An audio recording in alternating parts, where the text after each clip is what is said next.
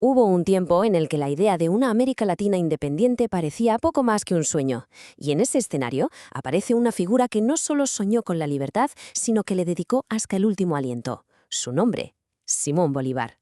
Pero su historia, como veremos, es mucho más que una simple cadena de victorias militares. Es una historia llena de contradicciones. Esa es la gran pregunta, ¿verdad? ¿Cómo es posible que una sola persona encabece la independencia no de un país, sino de 6? Estamos hablando de Venezuela, Colombia, Ecuador, Perú, Panamá y Bolivia. Es que la escala de esta hazaña es sencillamente brutal. Y aquí, justo aquí, es donde explota la paradoja. El hombre que pasó a la historia como el libertador acabó sus días absolutamente desilusionado, con la sensación de haber fracasado. Para entender cómo se llega de la gloria a la tragedia, bueno, pues tenemos que viajar atrás en el tiempo, al mundo que lo vio nacer. Venga, vamos a meternos de lleno en el contexto. Porque para entender a Bolívar, primero hay que entender cómo era la América Latina de finales del siglo XVIII. Un continente que llevaba 300 años bajo dominio español. A ver, la sociedad de entonces era una pirámide, pero vamos, una súper rígida. Arriba del todo los peninsulares, que controlaban todos los altos cargos políticos. Justo debajo, los criollos, como Bolívar. Tenían la pasta, las tierras, el poder económico, pero no podían acceder al poder político real. Y claro, esa tensión, esa frustración de los criollos fue la pólvora que acabó encendiendo la mecha de la independencia. Y mientras todo esto se cocía a fuego lento por dentro, por fuera el mundo estaba en llamas. La independencia de Estados Unidos demostró que rebelarse y ganar era posible. La Revolución Francesa empezó a exportar ideas como libertad e igualdad. Y la guinda del pastel, o mejor dicho, el golpe de gracia, llega cuando Napoleón invade España y quita al rey. De repente, el poder colonial se tambalea. Y en esa grieta de la historia es donde aparece Bolívar. Bueno, y con este panorama, ahora sí, vamos a ver cómo este hombre, que nació en una cuna de oro, se convirtió en el gran líder de la revolución. Su historia arranca con una de cal y una de arena. Nacen las riquezas, sí, pero la tragedia le golpea muy pronto, quedándose huérfano.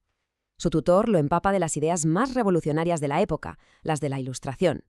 Y luego en un viaje a Europa vive un momento que lo marca para siempre. Ve con sus propios ojos cómo Napoleón se corona emperador. Y ahí, fíjate, queda totalmente fascinado con la idea de que un solo hombre puede cambiar el rumbo de la historia.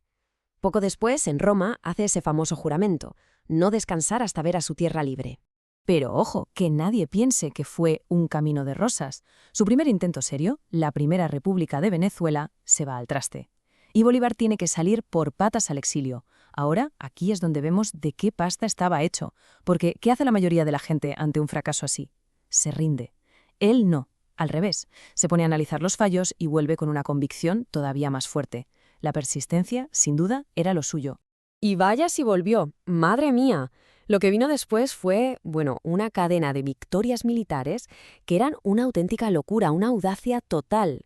Desde la campaña admirable, que le da el título de Libertador, hasta la batalla clave de Boyacá, Bolívar demostró ser un estratega militar fuera de serie, capaz de mover ejércitos enteros por selvas y montañas imposibles. Y este dato lo deja clarísimo. Su marcha a través de la cordillera de los Andes para pillar por sorpresa a los españoles es algo que todavía hoy se estudia en las academias militares. Una proeza.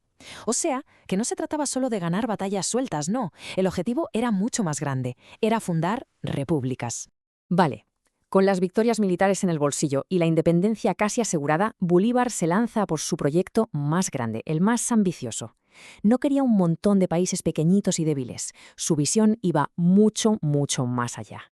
Y ese sueño tenía nombre: la Gran Colombia. Un superestado, una potencia que pudiera mirar de tú a Europa y a Estados Unidos. Una Sudamérica unida, fuerte y soberana. Una idea, desde luego, adelantada a su tiempo.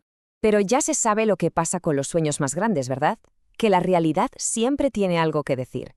Y el proyecto que debía ser la culminación de toda su lucha empezó a romperse casi tan rápido como se había creado. Y aquí está la clave de todo el asunto. Bolívar quería un poder central muy fuerte para mantenerlo todo unido. Pero la realidad era otra. Las élites de cada región, los caudillos locales, las rivalidades, todo eso era demasiado potente. La gente de cada zona quería su trozo del pastel y no estaban por la labor de ceder el poder a un gobierno lejano en Bogotá.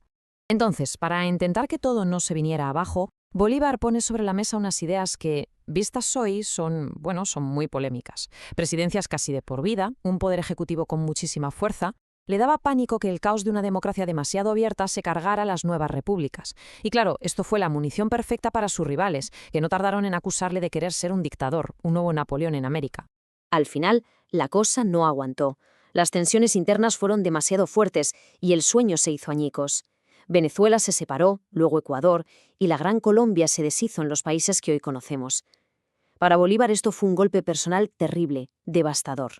Y estas palabras, que son de las últimas que pronunció, lo resumen todo. Enfermo de tuberculosis, con solo 47 años, murió sintiéndose un fracasado, sintiéndose traicionado. Es tremendo, ¿eh? El hombre que liberó medio continente, muriendo con la sensación de que su obra más importante se había derrumbado delante de sus ojos. Pero, claro, la historia de Bolívar no acaba aquí, ni mucho menos. De hecho, es justo después de su muerte cuando empieza la segunda parte de su historia. Con su muerte se fue el hombre y nació el mito, un mito que a día de hoy sigue muy vivo. Porque aunque él se sintiera un fracasado, los hechos son los hechos, y son tozudos. 6. 6 naciones le deben, en buena parte, su existencia. Solo ese dato ya es suficiente para meterlo de lleno en los libros de historia universal. Y su legado, pues es tan complicado y tiene tantas caras como su propia vida. Por un lado, es el libertador con mayúsculas, el gran símbolo de la unidad latinoamericana. Por otro, está el debate sobre sus ideas autoritarias, su desconfianza de la democracia. Y la verdad es que las dos visiones tienen parte de razón. Su historia es esa mezcla. Y es que su presencia, a día de hoy, se puede casi tocar. La vemos en el nombre de un país entero, Bolivia, en el dinero que se usa en Venezuela, en estatuas y plazas por todo el continente. Sigue siendo una figura absolutamente central para entender lo que es hoy América Latina. Y con esto, pues volvemos al principio, a esa gran paradoja. ¿Fue un visionario con un sueño de unidad demasiado grande para su época? ¿O un idealista que acabó atrapado y superado por la complicadísima realidad política que él mismo había ayudado a crear? Quizás la respuesta, como suele pasar con estos gigantes de la historia, es que fue las dos cosas al mismo tiempo. Y es precisamente esa contradicción, esa complejidad, lo que lo convierte en una figura tan fascinante.